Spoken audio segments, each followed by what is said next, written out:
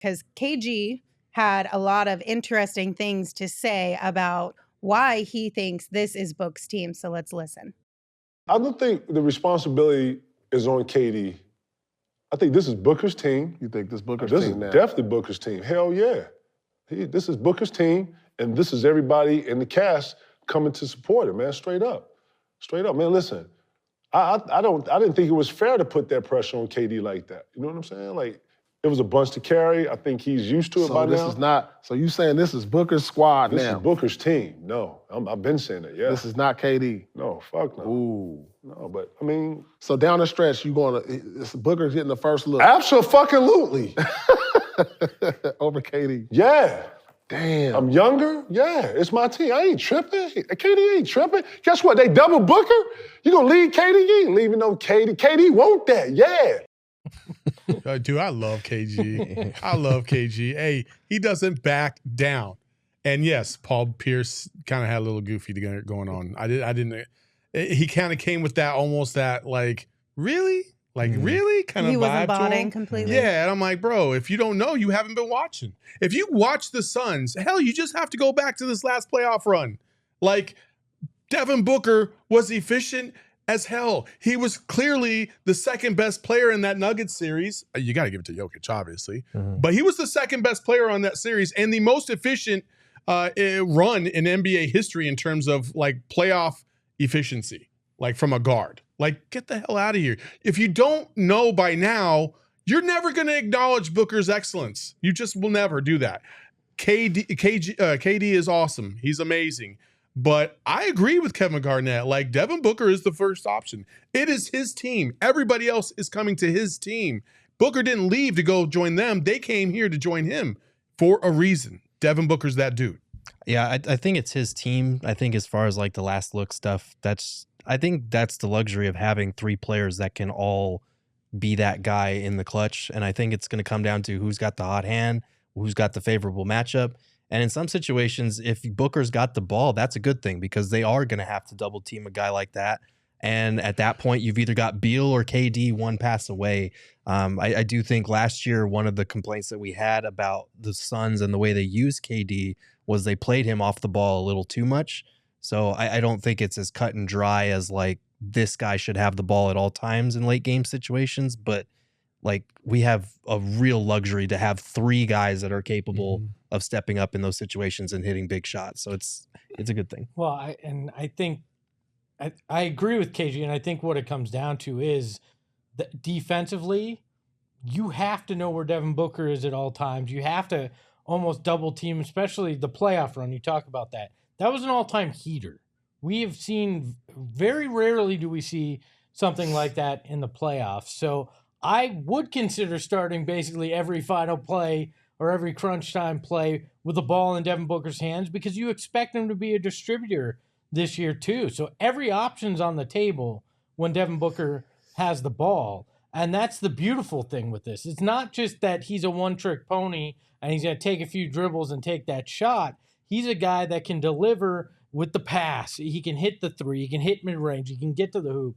He's the guy that has to have the ball. This is 100% Devin Booker's team. And that's no disrespect to Kevin Durant. That's no disrespect to Bradley Beal. But you made the point, Saul. They came to him. Mm-hmm. It is his team. It has been his team for the last 8 years. That doesn't change just because he welcomes another great player into the fold. It's still his team. Well, and I don't think any of those guys, like whether you want to talk about Kevin Durant or Bradley Beal or whomever else ends up coming to the Suns at some point in time while Book is still here, is even asking that question. I don't even know if they're having those conversations or if it's just like, I know that Devin has created something really great in Phoenix and I want to be a part of it. I want to play alongside him. There is no like, this is going to be my team because I chose to come to Phoenix just because you happened to build it up, but I'm here now and I'm the superstar. I don't think there's any of that even going on between them. I think they all just agree that the greater goal, the bigger goal is to win a championship, and we're going to work together. We're going to play selfless to an extent to make sure that it works. I totally agree. I don't see any one of these three individuals feeling like they have to stamp like I'm him. Yeah, you know what I mean? I just don't feel like that. My point is more of just like Devin Booker is a great basketball player, and Kevin Durant is a great basketball player as well. But as the face of the franchise here in the city, and something that I know KD acknowledges in terms of like, this is Booker's city, this is Booker's town. Like, this is like, I came to join you and be a part of all this. Beal said it in his press conference. These players acknowledge like where a certain player is in the status of his own team. And I think at a point in your career, you understand like the magnitude of that. And so I don't think that these players, I don't think KD would ever try to steal any limelight away from Devin Booker. I think more Beal and KD would encourage it to be focused more towards Booker because he's been here so long and he deserves that. If they win a championship, these guys are going to point to Devin Booker at like the post game, whatever. They're going to point to Devin Booker and be like, that dude deserved this. Like, he's the one that helped recruit us all. He's the one that got us to really be a team and really work hard every single day. Like, he is him.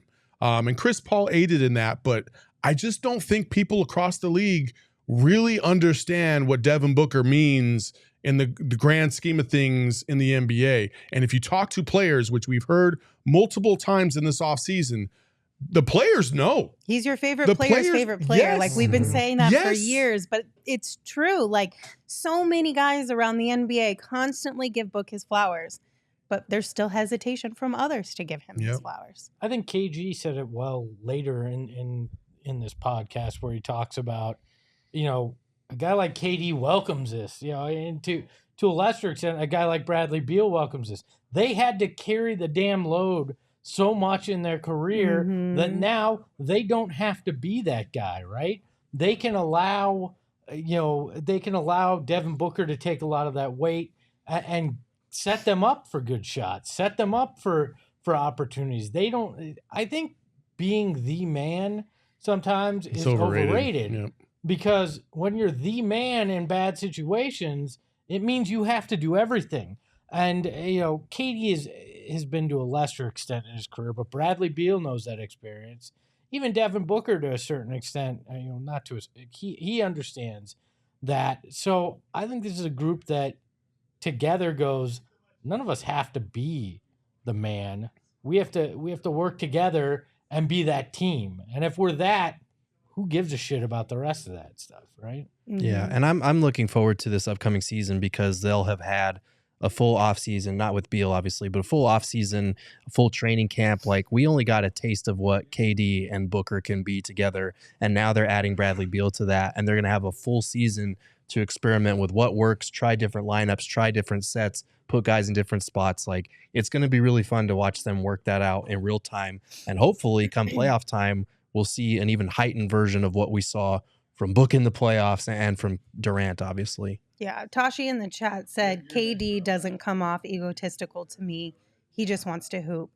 And I don't know. I mean, like, I haven't been around Kevin Durant that much. Gerald, you've had the most interaction with him of all of us, but I get the same vibes. Yeah. Like, I mean, I think there is a certain level of ego that comes with being a professional athlete and one of the best within your sport. But it does. I don't think it's what drives him, if that makes sense. Right. Like, his ego is not what's dictating his moves or his emotions. He moves based on what's best for everyone around him and his team and his career as a whole. Right. So I feel like it works. When you have guys who are willing to buy in, it works. Yeah. I'll never, like I said, I'll never forget that clip of Steph Curry talking about how KD is the most misunderstood player in the NBA. Players want to play with Kevin Durant for a reason. Kevin Durant has major pull across the league for a reason. It's because he's a genuinely good dude that loves ball and acknowledges a lot of the things that go on. Like, for instance, like last week, I put in our chat a clip from former U of A Wildcat Gabe York, who has bounced around the league and played in the G League forever and stuff like that. And he got an opportunity with the Pacers. And he met KD, and he thought KD was going to tell him something like, yeah, I'm about to drop 50 on this rook. You know what I mean? But instead he was like, hey man, I see your journey, man. Keep grinding. That's what it's all about. And Gabe York literally like almost teared up because he was like, that like meant the world to me because that's KD. Like that's not like he acknowledged that like my journey has not been easy to try and stick in this league. And those are the small little things that tell you way more about Kevin Durant than any response on Twitter could. Like how he is with these players and how he respects the game and how he respects the time and the effort individuals put in to try and make it in the league or become great in the league. Like he respects it all. He's a hooper. He's a hoop head. He loves the game. And that is why this is a different situation than I think any other one he's been in, because he sees Booker in that same light. Like that's a dude that will do anything to try and win. And when you see that kind of guy, you want to try and reward him as much as possible because they deserve to be rewarded.